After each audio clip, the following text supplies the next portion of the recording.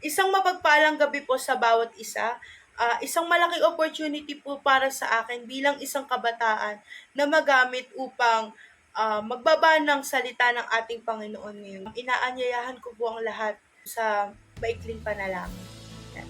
Hallelujah, yes Lord God, Lord, maraming maraming salamat Lord God sa gabi ito Lord God, sa opportunity Panginoon na makapagsalita Lord God, na makapagpahayag Lord God ng iyong salita Panginoon.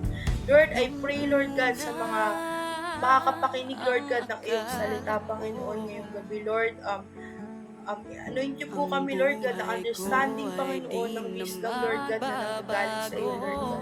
And Lord, itago niyo po ako sa inyong likuran, Lord God, upang ang ngalan mo lamang ang maitaas, Lord God, sa gabing ito, Lord God. At kami ang patuloy, Panginoon, na maibaba, Panginoon, Lord God. And Lord, nawa sa matututunan namin ngayon sa aralin ito, Lord God, mai-apply po namin ito sa pang-araw-araw ng pamumuhay namin. Lord, sa iyo po namin binabalik lahat ng papurit, pasasalamat, Lord God. In Jesus' name we pray. Ang topic po or ang title po ng ay Called to Grow. Ayan. Familiar po tayo sa or naririnig po natin sa iba nating mga pastor or mga tagapagsalita madalas po ay you are called because you have a purpose. Ayan. You are called because you are chosen. Yun. Madalas po natin yung naririnig. Pero ngayon po, ang sabi dito, you are called to grow. Ayan. So, ang verse po natin ngayon ay matatagpuan natin sa 2 Peter 1 verse 3 to 9. Ayan. Sabi po dito, for if you possess these qualities in increasing measure, they will keep from being ineffective and unproductive. Ayan po. And may nilista po ako dito or may sinabi po sa akin ang ating Panginoon na tatlong qualities po. Tatlong qualities na kailangan natin maisapamuhay or kailangan po natin ma-practice sa pang-araw-araw nating pamumuhay upang maging equip po tayo sa pag-grow sa pananampalataya natin sa Panginoon. Yun po. Una po, ating munang alamin kung bakit ba kailangan natin mag-grow? Bakit ba tayo tinawag ng ating Panginoon para mag-grow tayo? Ayan, as a Christian po. Ayan. So, ang pag-grow po, alam naman po natin na physically, mentally, emotionally, kung paano po tayo mag-handle ng mga bagay or sitwasyon or desisyon sa ating mga buhay. Pero ang pinaparating po ng ating Panginoon ngayong gabi ay hindi lang po dapat doon tayo mag-grow, hindi lang po dapat by physically, emotionally, or physically po. Dapat din po tayo mag-grow in spiritually. Sabi daw ni Peter, sabi dito, Peter is speaking about diligently practicing these qualities. Ayan. So, ang unang qualities na sinasabi ni Peter na kailangan nating ma-practice sa ating pamumuhay ay obedience. Ayan. Obedience and submission. Ayan. So, obedience, pagsunod. So, kailangan pala sa pag-grow ay ang pagsunod. So, katulad po sa ating mga magulang, ayan, kung may mga kabataang nanonood dyan, katulad po sa ating mga magulang, kailangan natin sumunod sa kanila. Kasi sa mga nakakatanda din po, ayan, kailangan po natin sumunod sa kanila. So, ganun din po sa ating Panginoon. Ayan, kailangan din po natin sundin ang kanyang mga utos. Yan, kaya may 10 Commandments, kailangan natin yun sundin. Yun po yung step, yun po yung process, isa sa process para mag-grow po tayo sa ating spiritual. Ayan. So, kung sa ating individual or mental, may ginagawa rin tayong step para mag-grow, ganun din po sa ating spiritual. Ayan. So, pangalawang qualities, willingness. Ayan. Willingness, kailangan din na may willingness po tayo sa ating mga buhay. Ayan. Kasi, paano ba tayo mag-grow kung tayo mismo ay hindi tayo willing na magpagamit or hindi tayo willing na baguhin ang ating Panginoon, di ba? Paano tayo mag-grow, di ba? Kung sino ba tayo ngayon or kung sino ba tayo noon, di ba? Paano tayo mag-grow sa ating mga buhay, di ba? Kung hindi rin tayo willing na magpabago sa ating Panginoon or hindi tayo willing na i-develop or ipag-grow sa Panginoon kung ano ba yung dating tayo, ayan. So, pangatlo is humbleness, ayan. Napakahalaga na magpakumbaba tayo sa kahit anong aspeto ng ating buhay. Kung mababasa naman natin sa Bible, lagi yang nababanggit na be humble, ayan. Have a humble heart, ayan. Bigyan tayo ng Panginoon ng humble heart, ayan. Lagi tayong magpakumbaba sa kahit anong aspeto ng ating pamumuhay. Kasi ang pagpapakumbaba, di ba, yan ang nagsisimbolo na ang Panginoon ang tinataas natin sa ating buhay at hindi ang ating mga sarili. And isa rin sa qualities na tinitingnan ng ating Panginoon ay hindi kung ano yung kakayanan natin, kung ano yung mga talento na kaya nating ihandog or ibigay sa Kanya. Ngunit tumitingin siya sa ating mga puso, kung ano talaga yung desire ng ating heart, ayan. Kung totoo, kung willing ba talaga tayong mag-serve sa Kanya, kung willing ba talaga tayo na sumunod sa Kanya, dun yung nakikita. And kaya kasama sa qualities ang humbleness. Ayan.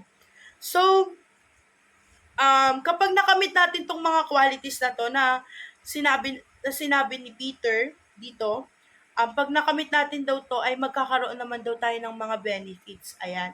So, ayan no, sa ating mga buhay kapag kumbaga ito yung reward ng Panginoon sa pagpa-practice natin or pagsunod natin sa mga qualities na to, di ba?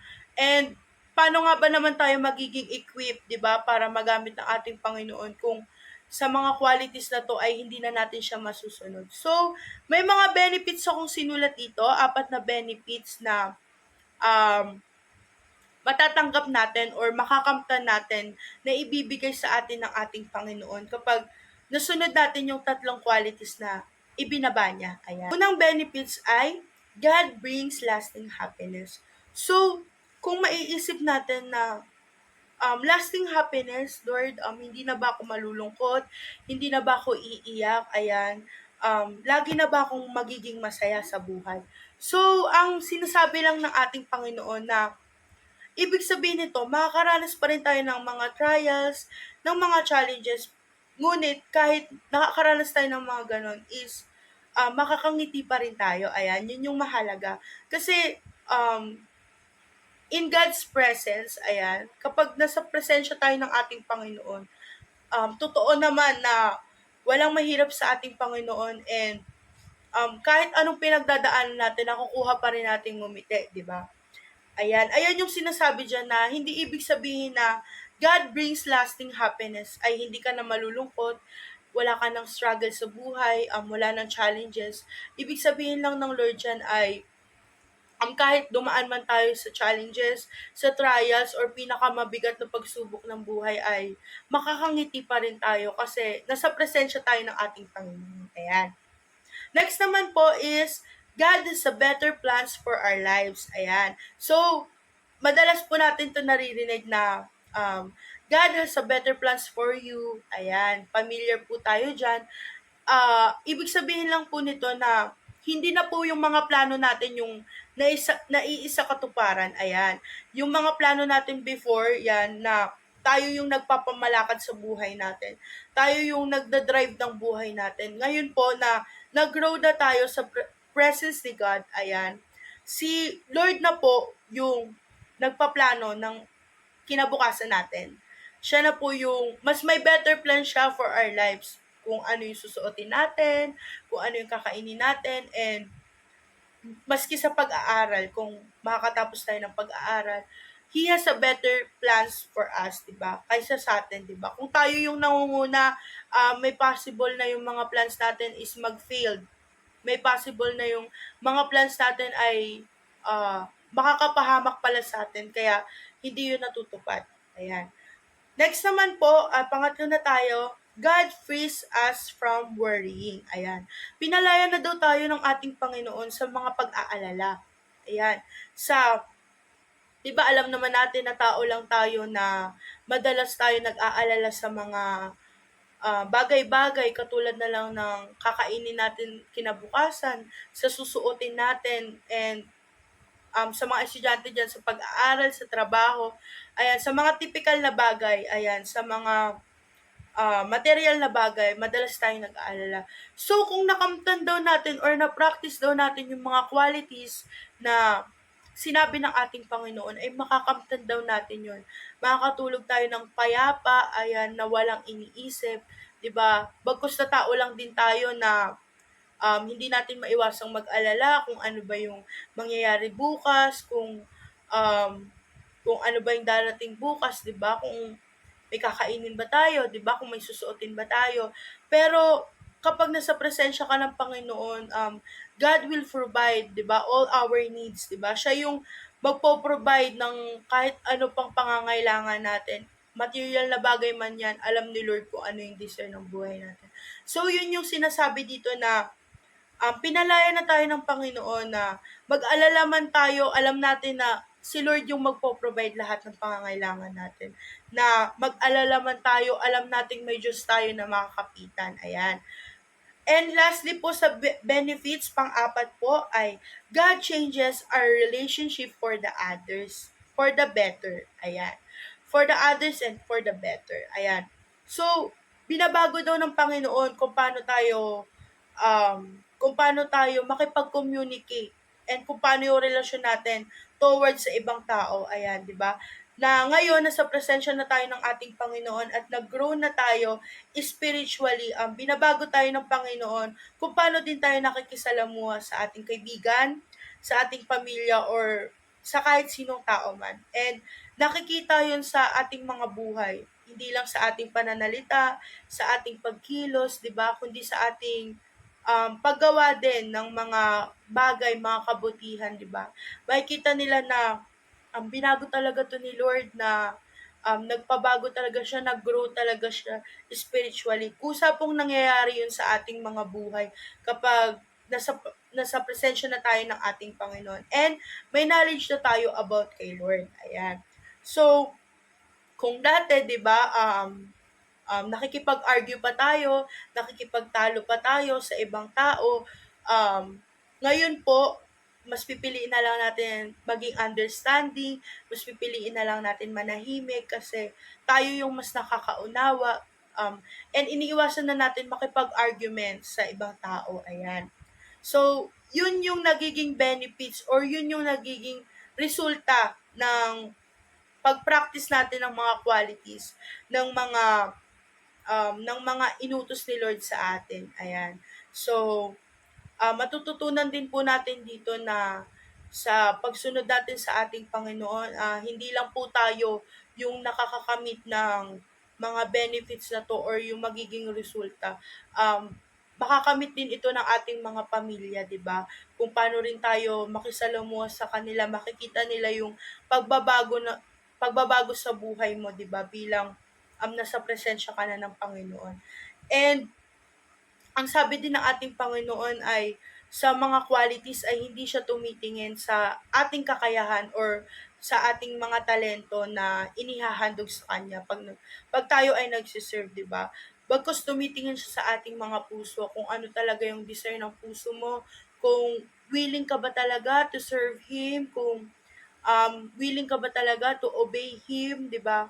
Makikita yan ng Panginoon sa ating mga puso. And hindi naman tayo makakapagtago sa ating Panginoon dahil alam niya lahat ng iniisip natin, lahat ng mga naisin natin, ayan, lahat ng desire ng ating heart, alam niya ng Panginoon. And ang mahalaga doon kapag nag-grow na tayo and kapag nagamit na tayo ng ating Panginoon ay is alang-alang pa rin natin ang pagpapakumbaba. Ayan. Lagi tayong magpakumbaba sa kahit anong aspeto ng ating buhay. Kahit hindi yan sa pagsuserve sa Panginoon. Kahit sa pakikipagkapwa-tao, mahalaga na isa pamuhay natin ang pagiging mapagkumbaba palagi. Mahirap man ito mga kapatid, ngunit sa tulong ng ating Panginoon, ayan, sa tulong ng ating Panginoon, siya ang magagabay, siya ang magbibigay ng kaalaman sa atin, sapat na kaalaman upang kung paano gagawin ang mga bagay at sa mga desisyon, di ba? Sa mga desisyon na ginagawa natin sa ating buhay, sa ating pang-araw-araw, siya ang bahala kumilos sa ating buhay kapag nasa presensya na tayo ng ating Panginoon. Hindi tayo tinawag dahil qualified na tayo. Tinatawag niya tayo upang maging qualified tayo, di ba? Upang maging equipped tayo sa ating pang-araw-araw na pamumuhay. Sinasabi ng ating Panginoon ay hindi niya tinatawag ang mga qualified. Sinasabi ni Lord God na He qualifies the called. So, pinoproseso niya, hinuhulma niya yung mga tinawag niya, 'di ba? Para maging qualifies, 'di ba? So tayo yung lahat na tinawag tayo ng Panginoon upang iproseso, ihulma tayo sa kung ano tayo noon at sa kung ano tayo ngayon. And doon nag-i-start yung proseso ng ating pag-grow. Ayan. So, nawa may natutunan kayo sa gabing ito. Matutunan natin nawa na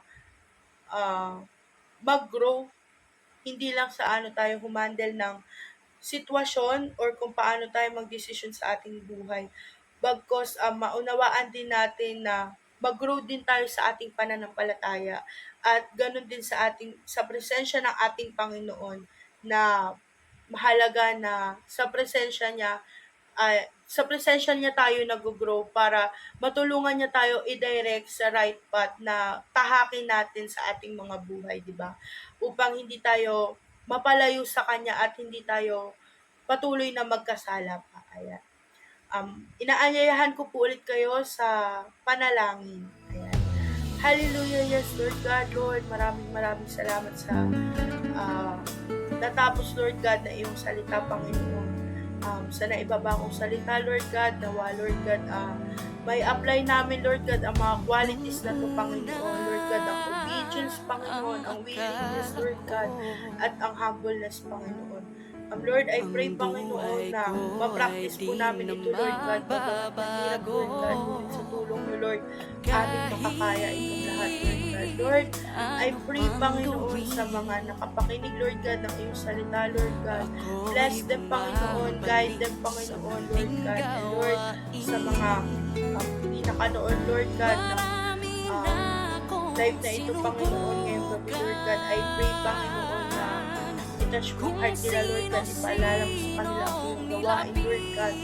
At Lord, sa iyo po namin ulit binabalik lahat ng papurin, pasasalamat, Lord, at ikaw lamang, Lord God, patuloy, Lord God, maitaas, Panginoon. At kami, Lord God, ang patuloy mong ibaba,